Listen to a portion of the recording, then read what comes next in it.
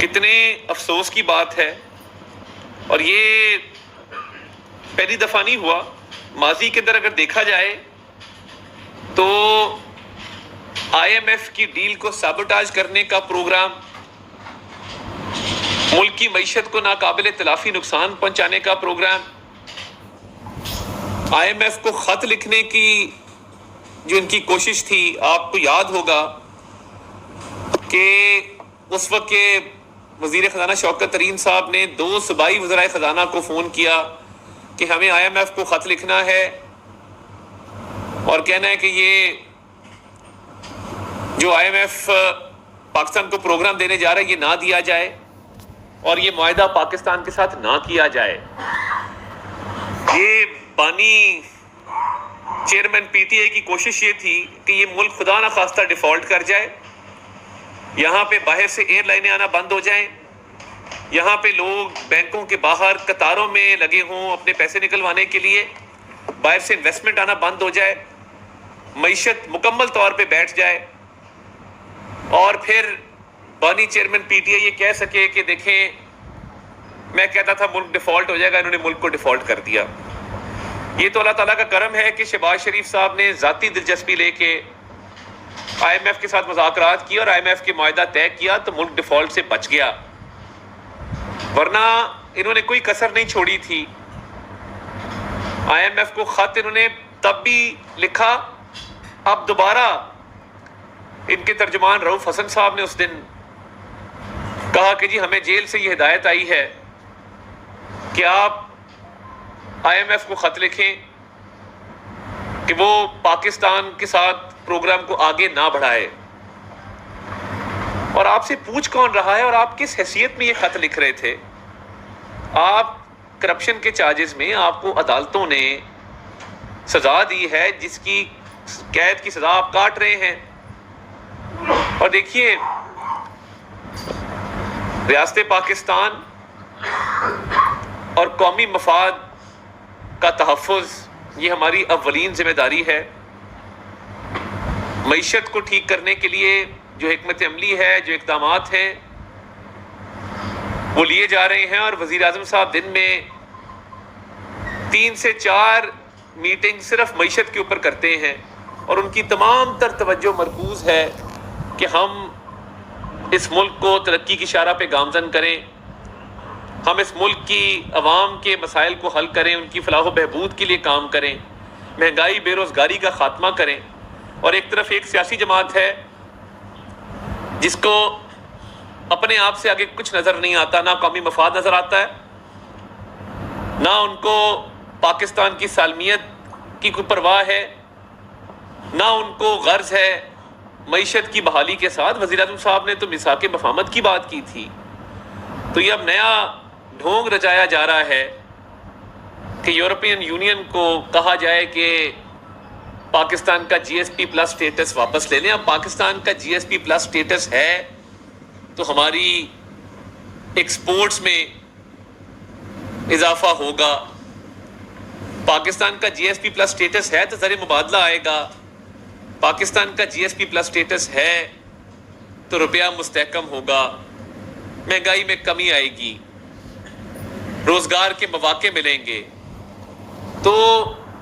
یہ جو European union سے رابطہ کر کے کہا جا رہا ہے کہ جی ایس پی پلس سٹیٹس لے لیں، یہ پاکستان کے اوپر حملہ ہے، یہ پاکستان کی معیشت کو تباہ کرنے کی سازش ہے، اور پاکستان کی غریب عوام کو مزید مشکلات کا شکار کرنے کی ایک مذموم کوشش ہے، جس کے تحت یہ چاہتے ہیں کہ یہاں پہ روزگار کے مواقع نہ ہوں، روپیہ مستحکم نہ ہو، غربت مہنگائی ختم نہ ہو، اور پاکستان کی جو ایکسپورٹس ہیں وہ نہ ہو سکے اور انڈسٹری بند ہو۔ تو یہ مطالبہ تحریک انصاف کی طرف سے کیوں کیا جا رہا ہے؟ وہ اس لیے کیا جا رہا ہے کہ جی جیل میں غالباً وہ کہتے ہیں کہ جی ہمارے لیڈر کو وہ سہولیات میسر نہیں ہیں جن کے وہ حقدار ہیں۔ اب میں نے جب پنجاب گورنمنٹ سے رپورٹ لی تو پتہ یہ چلا کہ عمران خان صاحب جیل میں ایک شاہانہ زندگی گزار رہے ہیں، ان کے زیر استعمال صرف ایک کمرہ نہیں ہے، ان کو پوری ایک گیلری دی گئی ہے واک کرنے کے لیے، ان کے سیل کے ساتھ ایک کچن بھی دیا گیا ہے، ایک کمرہ ایکسٹرا دیا گیا ہے، 3 کمرے ان کے زیر استعمال ہے اور ایک گیلری واک کرنے کے لیے زیر استعمال ہے۔ جو جیل مینول ہے 1978 کا، اس کے مطابق ہر قیدی کو ہفتے میں 1 ملاقات کی اجازت ہوتی ہے۔ بانی چیئرمین پی ٹی آئی کو ہفتے میں 4 ملاقاتوں کی اجازت دی جا رہی تھی، جس کے اندر 1 ملاقات وکیلوں کے ساتھ، 1 ملاقات دوستوں کے ساتھ، 1 ملاقات فیملی ممبرز کے ساتھ اور 1 ملاقات سیاسی رفقا کے ساتھ۔ جیل مینول کہتا ہے کہ جو بھی قید میں ہوگا اس کو ہفتے میں 1 ملاقات کی اجازت دی جائے گی۔ یہاں 4 ملاقاتیں ہو رہی تھی اور یہ کئی 100 ملاقاتیں کر چکے ہیں جب سے یہ قید میں ہیں۔ انہوں نے پنجاب حکومت سے، اس وقت ہماری حکومت تو نہیں تھی، ڈیمانڈ کی کہ مجھے ایکسرسائز والی سائیکل دی جائے، تو ان کو ایکسرسائز کا اکوپمنٹ جیل میں دیا گیا، ہر قیدی کو میسر نہیں ہے۔ یہ پورا ایک جو سیٹ اپ ہے 3 کمروں کا، کچن کا، گیلری واک کرنے کے لیے، اس کے علاوہ ایکسرسائز کے لیے سائیکل جو دیا گیا ہے، پھر اس کے ساتھ ساتھ جو کھانے پینے کی اشیاء کی ڈیمانڈ کی جاتی ہے، جس بھی قسم کی، جو مینیو لکھ کے دیا جاتا ہے، وہ مجھے پنجاب حکومت کی طرف سے بتایا گیا ہے کہ جیل حکام وہ مہیا کر رہے ہیں اور ان کو کوئی تنگی نہیں ہے، ان کو کوئی دقت نہیں ہے۔ دیگر جو اس ملک کے سیاسی لیڈرز ہیں، جب وہ جیلوں میں رہے ہیں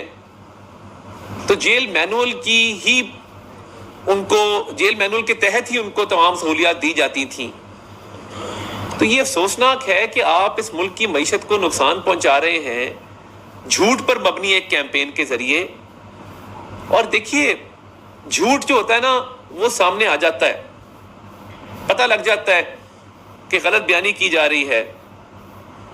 اور یہ ایسی غلط بیانی ہے کہ کوئی بھی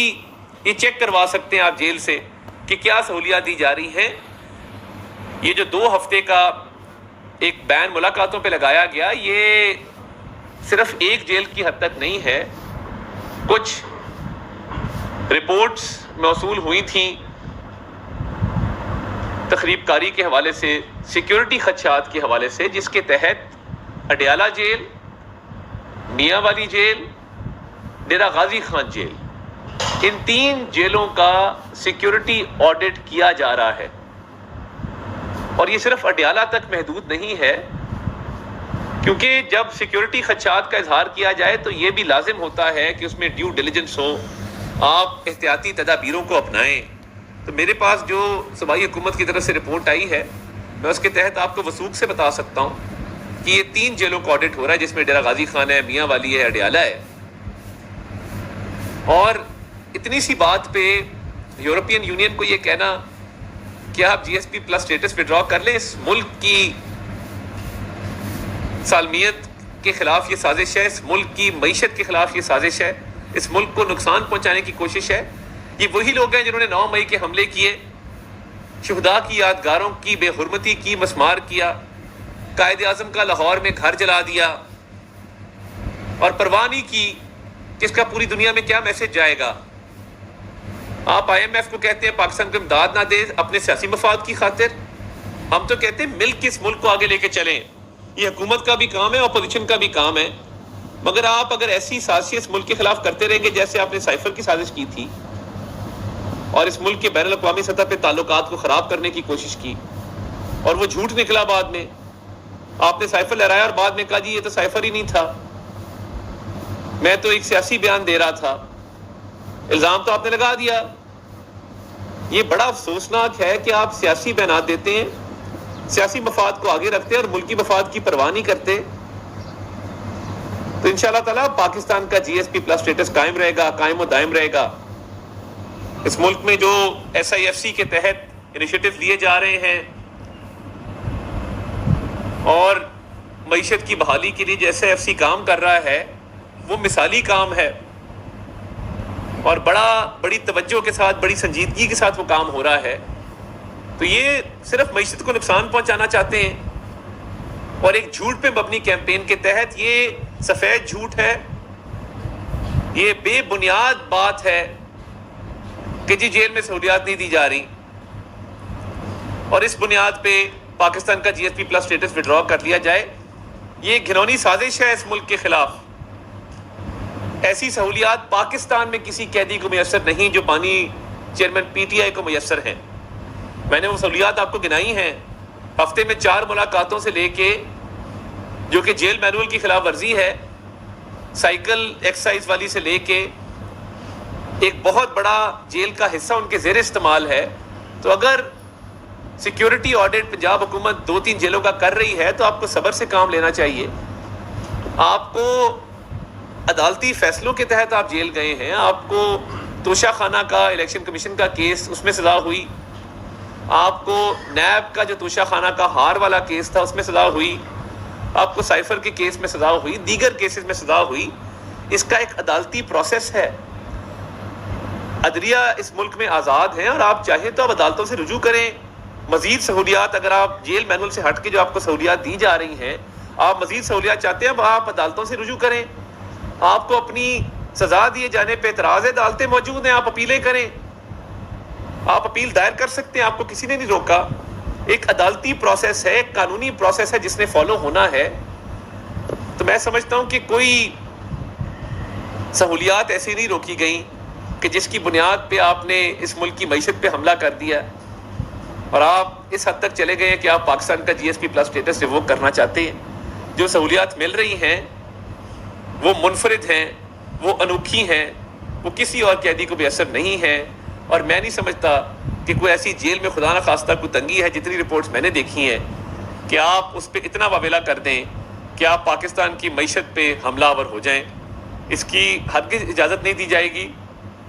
اور اس پہ ہم جواب دیں. ہم آپ کو تمام تر وہ تفصیلات بتا چکے ہیں، مزید بھی بتا سکتے ہیں کہ جو شاہانہ ایک لائف سٹائل ہے، شاہانہ ایک جو زندگی گزاری جا رہی ہے اڈیالہ جیل کے اندر، تو اگر کوئی تنگی، کوئی دقت ہے تو وہ بتائیں کیا دقت ہے. سیکیورٹی آڈٹ، سیکیورٹی کی ذمہ داری ادا کرنی ہے، پنجاب حکومت وہ کر رہے ہیں. تو انشاءاللہ اس ملک کی معیشت کی بحالی کے لیے وزیر اعظم دن رات کوشاں ہیں اور اس ملک کی جو مسائل ہیں اس کو حل کرنے کے لیے اپنا خون پسینہ لگائیں گے، دن رات ایک کریں گے اور مل جل کے اس ملک کو انشاءاللہ تعالی عظیم بنائیں گے. سیاسی پوائنٹ کو سبسکرائب کیجئے اور لائک کیجئے اور گھنٹی بجانا نہ بھولیے تاکہ آپ کو ہماری نئی ویڈیوز کا نوٹیفیکیشن ملتا رہے.